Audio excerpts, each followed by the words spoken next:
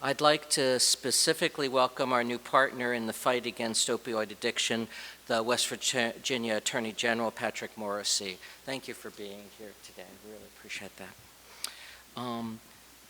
In the room with me today are Craig Boyceford, DO, our Vice President for Academic Affairs, and Dean Eddie Bridges, our PhD, our Associate Dean for Predoctoral Education, and Jeremy Proctor, DO, our Assistant Professor of Family Medicine and the Chair of our department, as well as the Medical Director at our clinic. So we welcome them all today. We're proud to endorse the Attorney General's best practices, and we hope that other providers will join us in the fight against the overprescribing of opioids. The recommendations that the Attorney General's office is putting out provide rational, concrete solutions that will have tremendous effect in our state if broadly used. These guidelines are one of the strongest tools our state has to address this crisis. The idea behind these best practices meshes perfectly with what osteopathic medicine has taught for over a century. As educators of the next generation of doctors of osteopathic medicine, we ingrain in our students the philosophy that we treat the whole body, not just symptoms. We treat people, not diseases. We promote patient-centered, evidence-based medicine. And we don't simply prescribe medication to treat an indicator. It's this approach that has led WVSOM to be consistently ranked among the top medical schools in the nation by U.S. News & World Report. As the nation's recognized leader in rural primary care among medical schools, it's our desire to prepare future physicians so that they will have the ability to turn this tide against this tragic pattern of addiction. We're pleased to adopt these best practices in our affiliated health center, the Robert C. Byrd Clinic. This is a call to action for other healthcare providers to adopt these recommendations as guiding principles. Attorney General Morrisey's best practices both fight the overprescribing of opioids and encourage the practice of better medicine. If enough providers join us in endorsing and adapting these guidelines, we can see real changes in our communities and better health for West Virginians. I'd like to now invite West Virginia Attorney General Patrick Morrisey to the podium to say some words. Thanks.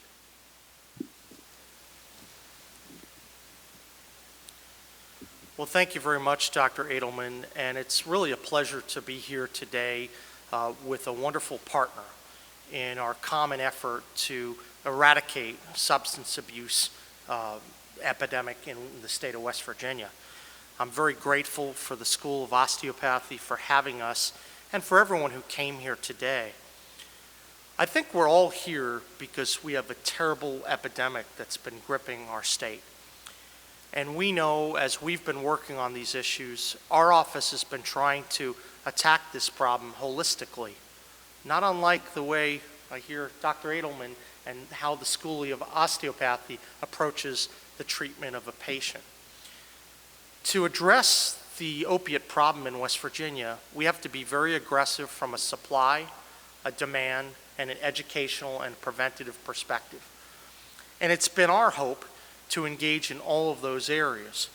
We created the first substance abuse fighting unit in the Attorney General's office when I took over, and we've been working aggressively in order to develop new initiatives, quite frankly, that haven't been done in the state before. We don't have underlying criminal jurisdiction except when we partner up with the U.S. Attorney's Office, so we've tried to be creative in our approaches, whether through education and over 150 seminars that we've done around the state, through public service announcements so we can educate healthcare professionals, consumers about the inappropriate use of opiates. What we've found is that there's a dramatic oversupply and overprescription of opiates in West Virginia, and we have to bring those numbers down. part of the goal behind the Best Practices Initiative is to dramatically reduce inappropriate opiate use in the state of West Virginia. And we think that conservatively, through implementation of these guidelines, we could see reductions of well over 25% within our state. Now, I want to be clear, to the extent there are people that absolutely need to obtain opiates, and that's critical for their medical regimen, these guidelines are not going to impair those efforts. But we have to do something about the incentives which continue to drive people toward opiates. And that's why we've been so focused on pushing non-opiate alternatives as well. One of the things we found through our research in the system is that some of the financial incentives that are set up are driving people toward more pills. We know that can change. And in fact, just right before our press meeting, we were talking a little bit about some other incentives next year, ways we can work with the legislature in order to curtail some of the problems that we see with payers, private and on the governmental side. We believe we can really make a difference on this issue. Now, the best practices that we've been talking about have been in the works for over a year.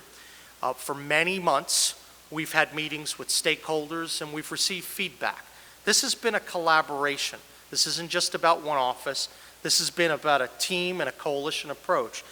And that's why, since we released our discussion draft in May, we've been able to gather over 25 different state and national groups, medical groups, enforcement boards, various people in law enforcement who are very supportive of our efforts. But it's particularly rewarding to see how this is going to play out at the Robert Byrd Clinic, because this is where the rubber meets the road. This is where the guidelines begin to really have an impact on the healthcare professionals. And I know, because of a lot of the ongoing work that's already been done at the school, that the Board of Osteopathy is already ahead of the curve, but it helps to formalize this in order to drive these best practices to additional facilities. So I think today is an incredible development, and it really is a perfect place to announce that the clinic is moving forward with these guidelines. We know that the clinic's been ahead of the curve in terms of the frequency by which physicians check the controlled substances database, how quickly they run drug tests, how you focus on function, not just on pain, and how you look at alternatives and ensuring that opiates are not the first-line therapy option for most people. This makes sense because of how the school has approached the treatment of patients. Now, in the upcoming months, we will look forward to meeting with many other healthcare groups and hospitals, and I believe that this is going to continue to be a critical initiative for our state. But I'm pleased to partner with the School of Osteopathy and the leaders such as Dr. Edelman, Dr. Proctor, and many others to make sure that we can make additional progress. There's no more important issue from a consumer protection perspective in West Virginia than fighting substance abuse. And given the authorities in our office, we thought this was a way we could make a very significant dent in the problem. So I look forward to more implementation announcements in the future. This is an exciting day, and I know Dr. Edelman and I would be happy to take any questions that you may have. You know, is there anything specific that drove you to do this pair partnership together in our state? I think a couple different things. First, the way that the School of Osteopathy approaches the treatment of the body, of the patient, I think is really consistent with how we viewed attacking the substance abuse epidemic in West Virginia. You know that there are people every day coming out with announcements about how to beat back substance abuse in our state. And I think that a lot of what you're hearing is obviously positive and people are trying to make a difference. But I'm trying to emphasize, and I believe the School of Osteopathy is trying to emphasize, that you need to be holistic in your approach. This isn't just about putting everyone in jail. This isn't just about education. It isn't just about treatment. It's about all of those components, and you have to bring it all together in order to address the disease. That's what we're trying to do, and I think that the collaborative approach that we're talking about makes a lot of sense because we're approaching it from a lot of different perspectives, not just one specific issue.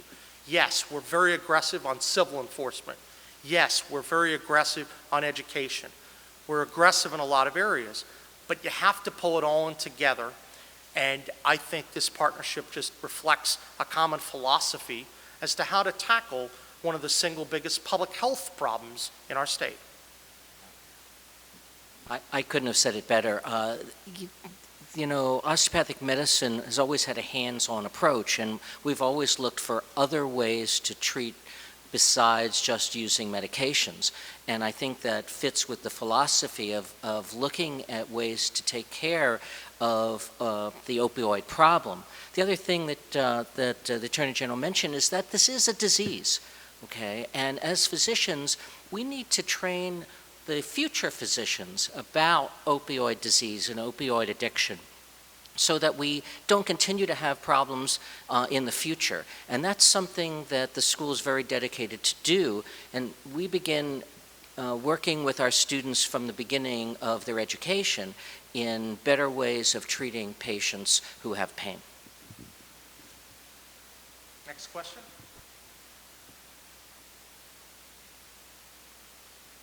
Could you talk to us just a little bit more specifically about what the students will learn in terms of addiction? I know some medical schools in the past were maybe even taught what a physician needs to prescribe to the patient's level of pain. So can you talk to us about how the students are currently taught? Sure. Dr. Boisford is our dean who handles our chief academics, and he's walking up here to tell you. Sure. The question was, what do we have in our curriculum on substance abuse? The question was, what do we have in our curriculum on substance abuse? Yeah, during the first and second year of school here, the students have courses in pharmacology and learn about opioids, the indications, contraindications, side effects of those drugs. In addition, we have lectures on substance abuse specifically, and we actually do simulations on using simulated patients for substance abuse and treating those patients. In third and fourth year, we also have education on substance abuse, and we're getting ready to enrich that education with a series of videos that students can then look at and refresh what they learned in their first and second year. I just might add that now with the Attorney General's guidelines that are being put out, we'll start incorporating those into the educational process as well. Will those be incorporated immediately starting with the semester students?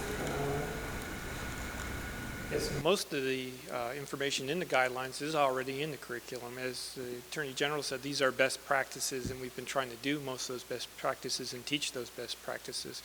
Anything that's in the guidelines that we aren't doing, we will include in the curriculum.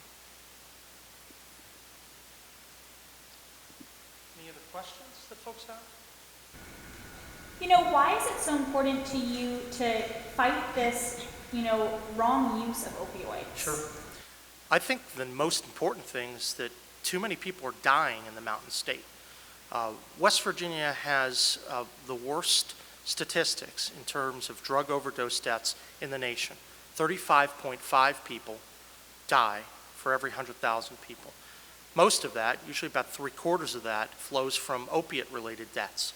That's utterly unacceptable, and we have to do something about it. So I think we have to reach back. One of the things that I focused on when we created the substance abuse unit, we saw that the statistics were really starting to rise, beginning 2009, 2010, and nothing was done about it. Yes, there were lawsuits that were filed, and we continue to pursue aggressively civil enforcement, but you have to be holistic about this problem. Otherwise, we're going to lose a generation of West Virginians to this epidemic. And to put a finer point on it, when you look at all the individuals that are on opiates, many individuals then use that as a pathway to go on to heroin as well. And we see look what happened in Huntington just a couple weeks ago. I mean, the use of heroin is incredibly dangerous for our citizens when you see what it can be laced with and how many cities that affected across the country. So by pursuing the reduction of inappropriate opiate use here, now, and making progress, it ultimately leads to good things throughout the channel, and I think it reduces the number of deaths. That's important for any state official to focus on. Absolutely, and just kind of going off of that, what's your goal of this partnership? Well, I think that our goal is to dramatically reduce inappropriate opiate use in the state of West Virginia and make sure that there's education. Healthcare professionals, consumers, people across the board need to know that opiates are incredibly dangerous and they have some of the same addictive properties as heroin. And a lot of times people didn't even know that they were on opiates. And so we're trying to educate people and also take away some of the financial incentives that are untoward, which drove people toward using these pills in the first place. So I think that's a big part of the goal for this partnership. We share that common perspective and the different parts that we play in the system. The Attorney General's office plays one role, the school plays another role. What you try to do is bring everyone together so you're not overlapping, you're not duplicating services. We're not trying to do what some other entity is doing. We're trying to fill in really important gaps that had not been addressed in the state for years. I'll just add that, boy, I'll tell you, it is such a pleasure to have an Attorney General in the state who understands the problem, but is also willing to partner to say, how do we solve this problem? And that's refreshing. And it is an important part of medical education to train the future physicians so that in the future we don't have this issue. And that's also part of this initiative, to be able to allow us to do that, to provide those guidelines, and to be able to work in our clinics so that we can safely treat patients and still do what physicians need to do. Any other questions that folks have? We're really appreciative that you came today. This is really important that we are able to educate people across the state of West Virginia, because only by having wide-scale pickup of these best practices are we going to make a difference. And while we've been engaged in public service ad campaigns, the fact is when you're trying to reach well over 1 million people in our state alone, we're grateful that you came today to help get the word out, because this can really make a difference in saving people's lives. Thank you. Thank you all very much.